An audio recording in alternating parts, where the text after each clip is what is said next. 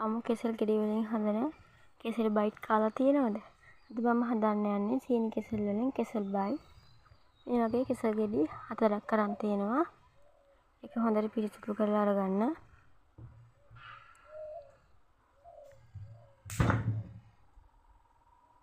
දැන් අපි මේකේ පොත් අයින් කරගන්න ඕන.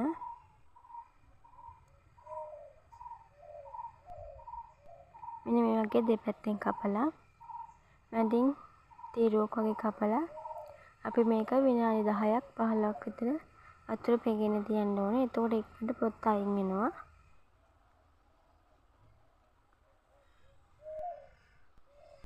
දැන් විනාඩි 15ක විතර පස්සේ තමයි මෙන්න මෙහෙම තියෙන්නේ. දැන් මේක පොත් සුද්ධ කරගන්න ඕන.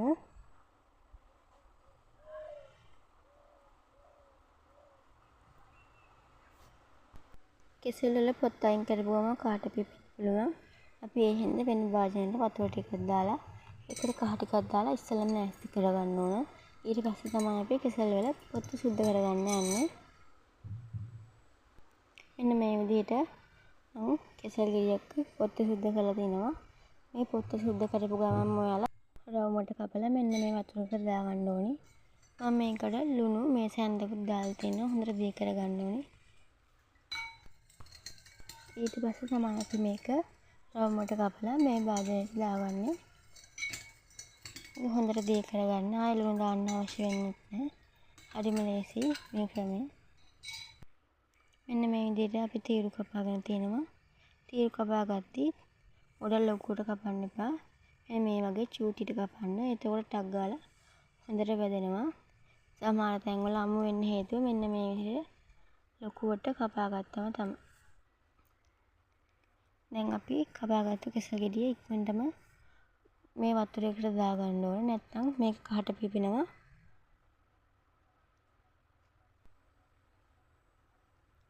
දැන් අපි මේක විනාඩි 15ක් විතර මේ වතුරේ පෙගෙන්න තියන්න ඕනේ. ඊට පස්සේ පෙගුණාට පස්සේ දැන් අපි මේක අනිත් වතුර අයින් කරගන්නයි යන්නේ.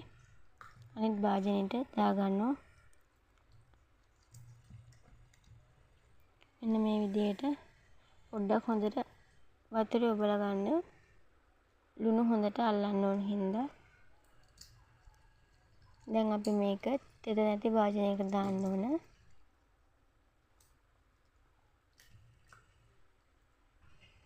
මෙන්න මේ විදිහට හොඳට වතුර බේරලා අරගන්න ඕන.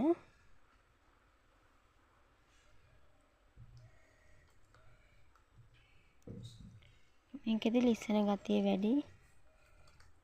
දාගද්දි පරිස්සමට දාගන්න ඕන. ලුණු දාගද්දි බයිට් එක බෙදලා පස්සේ ලුණු දාගන්න උනත් පුළුවන්. ඒක ඔයා කැමති විදිහකට කරගන්න. තව විශේෂ දෙයක් කියන්න තියෙනවා. මේකෙදි සීනි කෙසෙල් වල දාගන්න ඕනේ. ඇඹුල් කෙසෙල්, ඇඹුම් කෙසෙල්, අගේ ඕනම කෙසෙල් වර්ගයකුත් යොදා ගන්න පුළුවන්.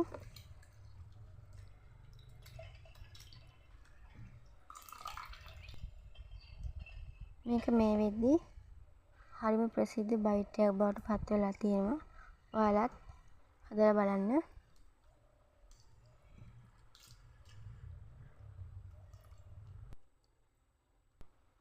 ඒ වගේම මේකට කහ එක් කරගද්දි තවත් දෙයක් සිද්ධ වෙනවා. වැදෙද්දි ලස්සනට රත්තරන් පාට හුරු ලස්සන දුඹුරු පාටක් මේකෙන් හදාගන්න පුළුවන් අපිට. මෙන්න මේ වගේ ඔක්කොම කෙසෙල් ටික ගත්තට පස්සේ අර කාට ටික අපිට වතුරේ තියෙනවා දැක් ගන්න පුළුවන්. දැන් අපි මේක තෙලෙන් බෙද ගන්න ඕනේ. තාච්චියක් ලිපේ තියලා ඒක රත් වෙන්න තියන්න ඕන. තාච්චිය හොඳට රත් වුණාට පස්සේ අපි මේකට තෙල් දාගන්න ඕනේ. තෙල් දාගද්දි කෙසෙල් ගෙඩි 4 බෙදෙන්න අවශ්‍ය තෙල් ප්‍රමාණය විතරක් දාගන්න. වැඩි තෙල් අවශ්‍ය වෙන්නේ නැහැ මේකට. තෙල් එක මෙන්න මේ විදිහට හොඳට රත් වෙන්න තියන්න ඕන. බුබුලු දාගෙන මෙන්න මේ වගේ බුබුලු දාගෙන එද්දි තමයි අපි කෙසෙල් එක බෙද ගන්න ඕනේ. ඉතින් මේකත් දාලා බලන්න. මෙන්න මේ වගේ හොඳට බෙදෙනවා. කෙසෙල් එක අරන් දාන්න. ඔක්කොම අරන් දාන්නත් කොටි ගහන්න පුළුවන්. මෙන්න මේ වගේ දාපුවම කෙසෙල් එකට ඇලිලා තියෙන්න පුළුවන්. ඒ හින්දා තනි තනියෙන් දාගන්න. දැන් අපිට ලාවට පැදීගෙන තියෙනවා. මෙන්න මේ විදිහට බලා ගන්න පුළුවන්.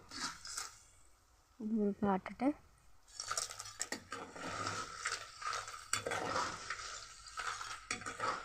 දැන් අපි මේක ඉතින් දා ගන්න ඕනේ. තෙල් හොඳට බේරලා.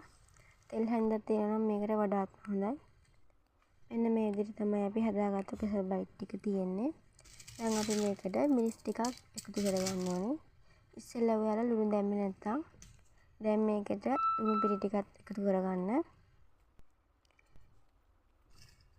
මෙන්න මේ විදිහට කරස් ගාලා සද්ද එහෙනම් මේක කැඩෙද්දි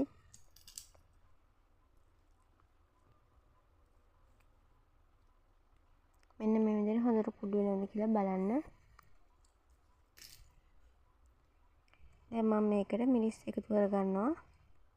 මිරිස් එකතු කරගත්තී ඔයාලට අවශ්‍ය ප්‍රමාණයට සැරට කන්න කැමති සැරට මිරිස් වැඩියෙන් දාගන්නත් පුළුවන්. නැත්නම් මිරිස් පොඩ්ඩක් දාගෙන කන්න පුළුවන් ගෑස්ට්‍රික් එහෙම තියන අය නම්. ඊට පස්සේ මෙන්න මෙහෙම හොඳට කවලම් කරගන්නයි තියෙන්නේ. මේක හරියම ලේසි රෙසිපි එකක්. ගෙදර ඉන්න වෙලාවකට වරත් හදලා බලන්න. කඩෙන් බිස්කට් නම් ආයෙ ගේන්න ඕනේ.